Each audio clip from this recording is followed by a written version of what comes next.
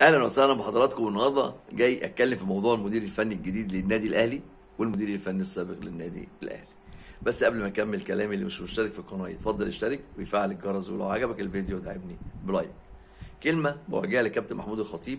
انا عملت فيديوهات مدح كتير قوي للكابتن محمود الخطيب، بس النهارده عايز اقول له كلمه: ان النادي الاهلي هو اللي بياخد القرار يا كابتن، ورئيس النادي هو اللي بياخد القرار. ما تستناش قرارات من اي حد، مش اي حد يقول لك اديني فرصه افكر تديله الفرصه يفكر. احمد فتحي قال لك اديني فرصه افكر ومضى البيراميدز، رمضان صبحي قال لك اديني فرصه افكر ومضى البيراميدز، ريني فايرر قال لك اديني فرصه افكر ومضى لبيراميدز او اي نادي اخر. كابتن محمود الخطيب النادي الاهلي هو اللي بياخد القرار، ولازم توصل المبدا ده لجميع اللاعبين واي عامل يعمل في النادي الاهلي تحت مظله اداره النادي الاهلي. المبدا اللي المفروض توصله يا كابتن للجميع هو ان النادي الاهلي اللي يشتريه يشتريه، اللي ما يشتريهوش الباب يفوت جمل. واحنا في زمن احتراف، يجي اللاعب قبل عقده ما يخلص: حضرتك معانا ولا شايف مصلحتك في مكان تاني؟ قال لك معانا، اهلا وسهلا، وجمهور الاهلي هيشيله فوق راسه. قال لك لا، شايف مصلحتي في مكان تاني، نقول له الف شكر على صراحتك واحترامك وبدون اي مماطله، وانه لو امكن تعمل له مباراه تكريم نعمل له مباراه تكريم. ده اللي المفروض يحصل يا كابتن محمود من اداره النادي الاهلي ورئيس النادي الاهلي، اللي النادي الاهلي اتعود على كده هو وجمهوره.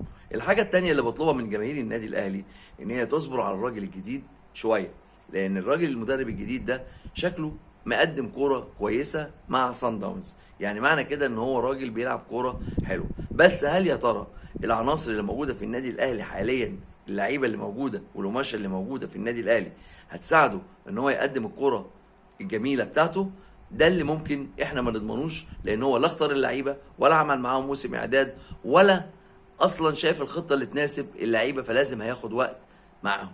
فاحنا ما نستعجلش الراجل ده ونطلب منه اكتر من المتاح، لان اذا اردت ان تطاع فامر بما يستطاع.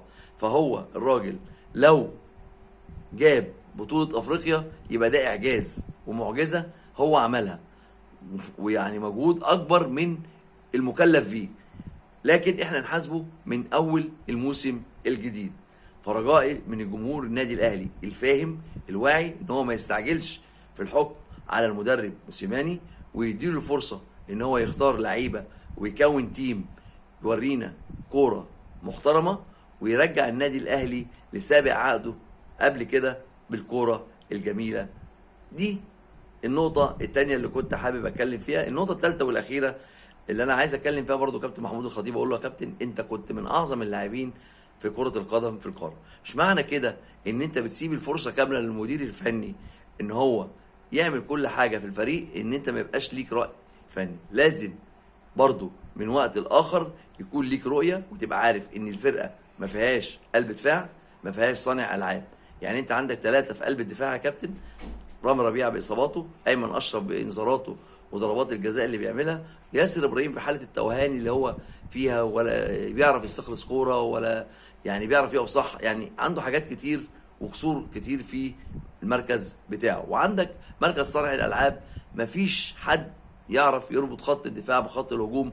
من وجهة نظري انا شايف المركز ده مش موجود، وطريقة اللعب اللي بيلعبها المفروض لو هي هتعوض صانع الالعاب يبقى طريقة لعب تانية خالص، وهنشوف المدرب الجديد. فانا الرجاء كابتن محمود الخطيب ان انت راجل لعبت كورة وراجل فاهم كورة، فمن وقت لاخر لازم يبقى ليك وجهة نظر في الفرقة وتواصل مع المدير الفني اللي بيدرب النادي الاهلي. شكرا والى اللقاء.